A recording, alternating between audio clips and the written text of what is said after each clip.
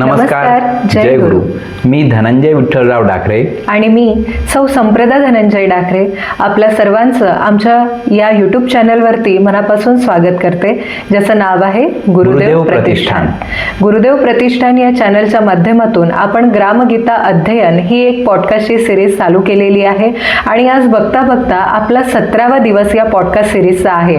आणि मला असं वाटतं की या 17व्या दिवसाचं म्हणजे हा जो प्रवास आहे पहिल्या दिवसापासून तर 17व्या दिवसापर्यंतचा, याचं सर्व श्रेय मी माझ्या श्रोते मंडळींना म्हणजेच गुरुदेव प्रतिष्ठानच्या सर्व सबस्क्रायबरना आणि सर्व श्रोते मंडळींना देऊ इच्छिते. आपल्या या स्नेहामुळे आणि प्रेमामुळेच आपण आजचा हा दिवस बघत आहोत असं मला वाटतं. तर आज आपण 17व्या दिवशी बघणार आहोत दृष्टी परिवर्तन पंचकातील 17वा अध्याय गरिबी श्रीमंती. या गरिबी श्रीमंती अध्यायामध्ये वंदनीय राष्ट्रसंत श्री तुकडोजी महाराजांनी अगदी सुरुवातीला श्री गुरु नानक देवजी महाराज यांचा फोटो ठेवलेला आहे आणि त्यासोबतच संपूर्ण अध्यायामध्ये 116 ओव्या त्यांनी यामध्ये लिहिलेल्या आहेत. चला तर मग श्रोते मंडळी, आपण सर्वजण मिळून बघूया गरिबी श्रीमंतीची खरी व्याख्या वंदनीय राष्ट्रसंत श्री तुकडोजी महाराजांनी काय सांगितलेली आहे. राष्ट्रसंत तुकडोजी महाराजांच्या ग्रामगीतेमध्ये एका श्रोत्याने एक असा प्रश्न विचारलाय जो मला वाटतं आजही तितकाच महत्वाचा आहे. कुठला प्रश्न? तो असा आहे की गावात संपत्ती असूनही लोकांना सुख का मिळत नाही, आणि श्रीमंत आणि गरीब यांच्यात हा वाद, हा कलह का वाढत चाललाय. हो, हा प्रश्न म्हणजे जणू काही 100 वर्षापूर्वी नाही तर आत्ताच आपल्या डोळ्यासमोरची परिस्थिती पाहून विचारलाय. अगदी. म्हणूनच आज आपण याच प्रश्नाच्या मुळाशी जाऊया. हो, म्हणजे आज आपण राष्ट्रसंत तुकडोजी महाराजांच्या ग्रामगीतेतील 17व्या अध्यायावर गरिबी श्रीमंतीवर जरा सविस्तर बोलणार आहोत. बरोबर. यातून आपल्याला विषमतेची कारणं, त्याचे परिणाम आणि त्यावरचे उपाय समजून घेता येतील. नक्कीच. पण एक गोष्ट लक्षात ठेवली पाहिजे की ग्रामगीता हा काही अर्थशास्त्रावरचा ग्रंथ नाहीये. अच्छा. तो एका आदर्श गावाच्या सामाजिक आणि नैतिक रचनेसाठी केलेलं मार्गदर्शन आहे. ठीक आहे, मग आपण थेट मूळ मुद्द्यालाच हात घालूया. महाराजांच्या मते ही श्रीमंती गरिबी येते तरी कुठून? ही दरी देवानी निर्माण केली आहे का? नाही, आणि हाच त्यांच्या विचारांचा मूळ पाया आहे. ओके. ते अगदी सुरुवातीलाच स्पष्ट करतात की ही दरी नैसर्गिक नाहीये, ती पूर्णपणे मानवनिर्मित आहे. मानवनिर्मित? हो. त्यांची एक ओवीज आहे, देवा घरी एकची प्राणी, ना श्रीमंत ना भिकारी कोणी. आणि पुढची ओळ तर खूपच महत्वाची आहे. ही आहे समाजरचनेची उणी मानवनिर्मित. म्हणजे देवानी काहीच भेद केलेला नाही, हे सगळं आपणच केलंय. अगदी.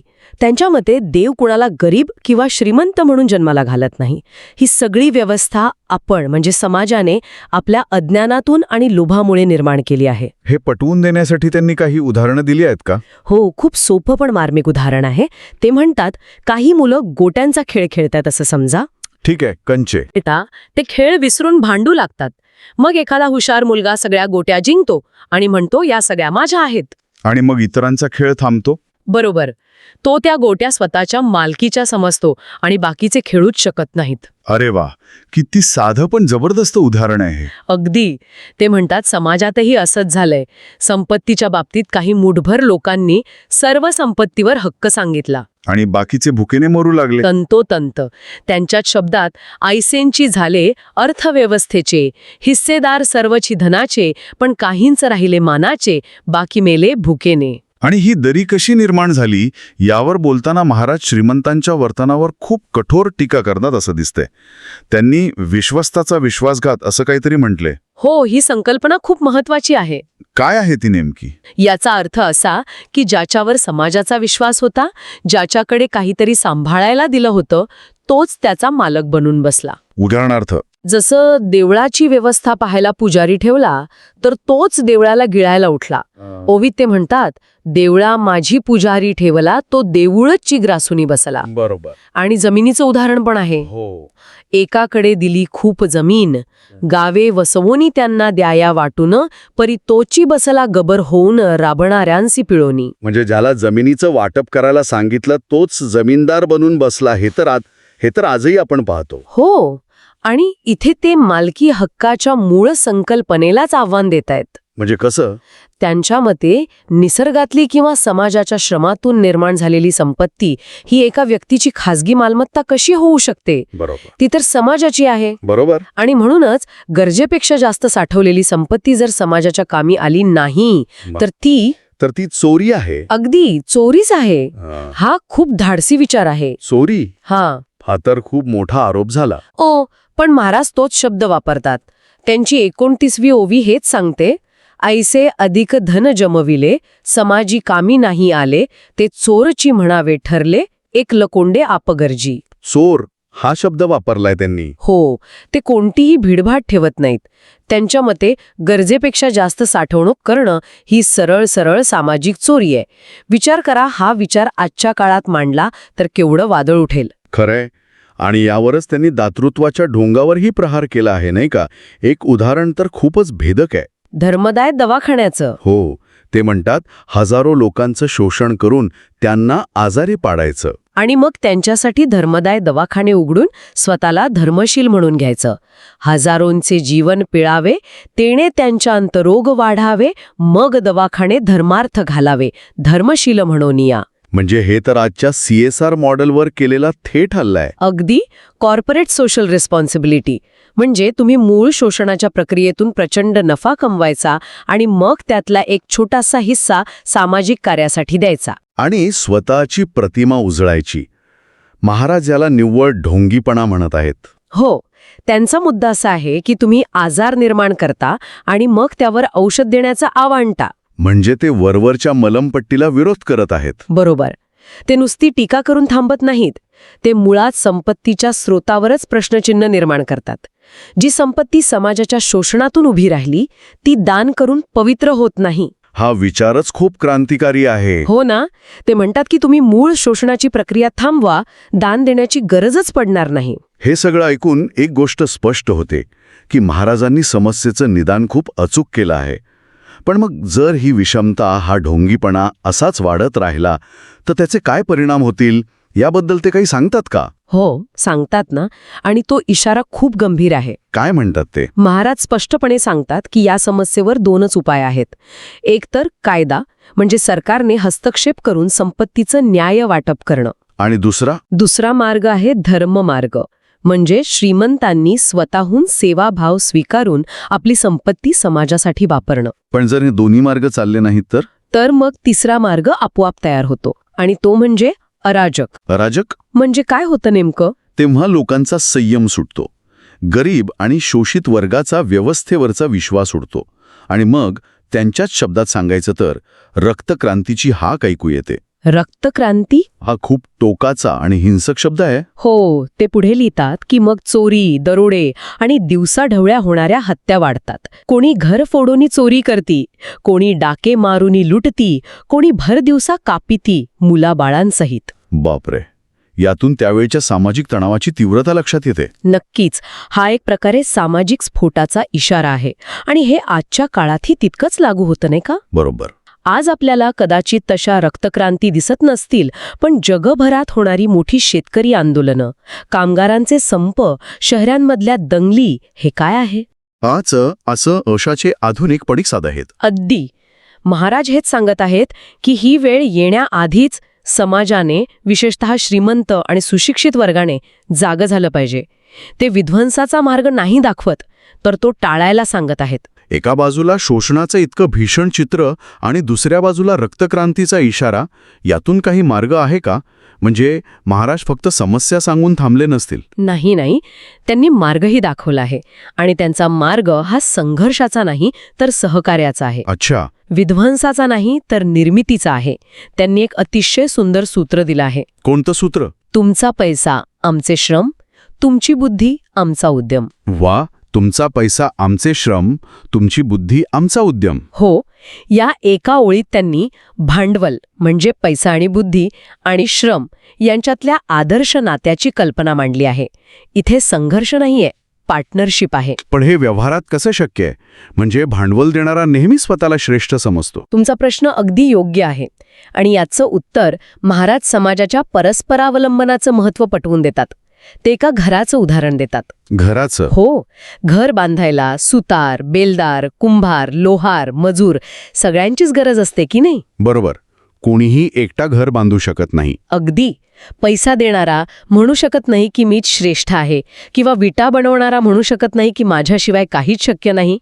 ते म्हणतात, सर्वांचे हात सर्वासी लागे, सर्वांचं जगविती गुंतले धागे, हे समजोनी जो गावी वागे, तोच खरा बुद्धिमान. म्हणजे जो हे नातं समजून घेतो तोच खरा शहाणा. मीपणा सोडून आम्हीपणा स्वीकारायला सांगत आहेत. बरोबर. आणि ह्या सगळ्या विचारांचा केंद्रबिंदू, त्यांच्या चिंतनाचा गाभा आहे श्रमाची प्रतिष्ठा. श्रमाची प्रतिष्ठा? हो, हा त्यांच्यासाठी सर्वात मोठा विचार आहे. ते स्पष्ट सांगतात की श्रमाशिवाय संपत्ती म्हणजे कवडी मोल आहे. त्यांची 50वी ओवी म्हणते, श्रमाविण संपत्ती म्हणजे कवड्याया. खरंय, दगडमातीला जोपर्यंत श्रमाचा स्पर्श होत नाही तोपर्यंत त्याचं घर बनत नाही. अगदी. श्रमामुळेच वस्तूंना मूल्य मिळतं. आणि याच विचारातून त्यांनी कामातील उच्च-नीचतेचा भेदही पूर्णपणे नाकारला आहे. हो, पूर्णपणे. त्यांच्यासाठी प्रत्येक काम महत्वाचं आहे. शेतकरी, सुतार, सांभार, कुंभार इतकंच नाही तर अगदी भंगी काम करणारा सुद्धा तितकाच उपयुक्त आणि महत्वाचा आहे. जितका एखादा वैद्य किंवा पुजारी. बरोबर. ते म्हणतात, कोणी भंगी काम करी, कोणी वैद्य नाम घरी, कोणी देवालयी सक्रिय पुजारी, सारी खेची उपयुक्त. कोणताही श्रम कमीपणाचा नाही. आणि या विचाराला बळकटी देण्यासाठी त्यांनी देवदेवतांची उदाहरणं दिली आहेत. हे खूपच प्रभावी आहे. हो ना. ते कृष्ण आणि विठ्ठलाचं उदाहरण देतात. पांडवांच्या यज्ञामध्ये कृष्णानं स्वतः उष्टी खरकटी काढली. अच्छा. आणि विठ्ठलानं संत दामाजीसाठी ढोरांची सेवा केली. यातून त्यांनी हेच सिद्ध केलं की कोणतंही काम कमीपणाचं नाही. श्रमाला प्रतिष्ठा देणं हाच खरा धर्म आहे. बरोबर. जेव्हा देव स्वतः काम करायला लाजत नाहीत तेव्हा माणसाने काला जावं. अगदी. पण हा संदेश फक्त गरिबांसाठी किंवा श्रमिकांसाठी नाहीये असं मला वाटतंय. अजिबात नाही. किंबहुना त्यांचा मुख्य रोख हा समाजातील प्रतिष्ठित मानल्या जाणाऱ्या लोकांवरच आहे. ते म्हणतात, केवळ पैसा खर्च करून किंवा दानधर्म करून हा भेद मिटणार नाही. म्हणजे नुसते पैसे देऊन उपयोग नाही. नाही. ते म्हणतात, नुसते श्रीमंत सहकार्य देती, खर्चुनी लक्षावधी संपत्ती, तरी तेवढ्यानेही भेदवृत्ती जाणार नाही. मग खरा बदल कसा घडेल? त्यांनी काय करावं असं महाराजांना वाटतं? खरा बदल तेव्हाच घडेल जेव्हा हे प्रतिष्ठित लोक स्वतः श्रमात उतरतील, स्वतः काम करतील. हो. त्यांची 79वी ओवी हेच सांगते, ओळखुनी श्रमाची प्रतिष्ठा, त्यांनी दावावी कार्यनिष्ठा, श्रमणाऱ्याच्या निवारावे कष्ट, स्वतः श्रम करून या. म्हणजे फक्त सहानुभूती नको, फक्त देणगी नको, तर प्रत्यक्ष कृती हवी. हो. जेव्हा एखादा शिकलेला माणूस, एखादा श्रीमंत माणूस स्वतः शेतात राबेल किंवा एखादा शारीरिक श्रमाचं काम करेल, तेव्हाच श्रमाला खरी प्रतिष्ठा मिळेल. हा युक्तिवाद खूपच तर्कशुद्ध वाटतो, कारण तेव्हा ज्ञानाचा आणि श्रमाचा संगम होईल. अगदी. आणि याउलट आळशीपणा आणि आयते खाणे हे ते महापाप मानतात. ते म्हणतात, एरवी उद्योगाविन जे भोगणे ते माणसासी लाजीरवाणे, आळशासी खाणे पिणे देणे असे महापाप. म्हणजे जो कष्ट करत नाही त्याला खायला घालणं सुद्धा पाप आहे. हो. त्यांचा संदेश स्पष्ट आहे. सर्वांनी श्रम करावेत, मग तो श्रीमंत असो, विद्वान असो वा अधिकारी. आणि मग शेवटी ते जगाचा एक नियमच सांगतात, दुनिया आहे कष्टिकांची, जो जो कसेल शेती त्याची, जो काम करील लक्ष्मी त्याची दासी व्हावी नियमाने. बरोबर. यात एक प्रकारचा नैसर्गिक न्यायाचा सिद्धांत आहे. जो कष्ट करेल फळ त्यालाच मिळेल. थोडक्यात त्यांचा संपूर्ण विचार हा श्रमाभोवती फिरतो. तर या संपूर्ण चर्चेनंतर ग्रामगीतेच्या या अध्यायातून काही खूप महत्त्वाचे विचार मिळतात. पहिला म्हणजे संपत्ती ही व्यक्तिक मालमत्ता नाहीये, तर एक सामाजिक विश्वस्त निधी आहे. बरोबर, ज्याचा वापर समाजाचा भल्यासाठी व्हायला हवा. दुसरा महत्वाचा विचार म्हणजे श्रमाला सर्वोच्च प्रतिष्ठा आहे. कोणतेही काम हलके किंवा कमीपणाचे नाही. आणि तिसरा म्हणजे खरी समानता केवळ कायद्याने किंवा वरवरच्या दाणाने येणार नाही. ती प्रत्यक्ष कृतीतून आणि सहकार्यातूनच येईल. श्रीमंत, गरीब, बुद्धिजीवी, श्रमजीवी यांनी एकत्र येऊन काम केल्यानेच येईल. आणि सर्वात महत्वाचा संदेश हा आहे की ही विषमता दूर करण्याची जबाबदारी केवळ सरकारची किंवा गरिबांची नाही, तर ती समाजातील प्रत्येक घटकाची आहे. विशेषतः ज्यांच्याकडे ज्ञान, संपत्ती आणि अधिकार आहे त्यांची अधिक आहे. हो. त्यांनी स्वतः श्रमात उतरून एक आदर्श घालून दिला पाहिजे. खरंच तुकडोजी महाराजांचे विचार किती दूरदृष्टीचे आणि कालातीत आहेत. पण हे सगळं ऐकल्यावर मनात एक शेवटचा प्रश्न येतो. ग्रामगीता ही मुख्यत्वे ग्रामीण भारताच्या संदर्भात लिहिली गेली. आजच्या शहरी, डिजिटल आणि जागतिक अर्थव्यवस्थेत सर्वांनी श्रम करावेत या विचाराची प्रासंगिकता काय असेल? हा खूप महत्वाचा प्रश्न आहे. आजच्या काळात जिथे ज्ञानाचं आणि माहितीचं मूल्य शारीरिक श्रमापेक्षा जास्त मानलं जातं, तिथे श्रमाची प्रतिष्ठा कशी जपायची आणि ही श्रीमंत गरीब दरी कमी करण्यासाठी आपण वैयक्तिक आणि सामाजिक स्तरावर काय करू शकतो, हा विचार करण्यासारखा प्रश्न आहे.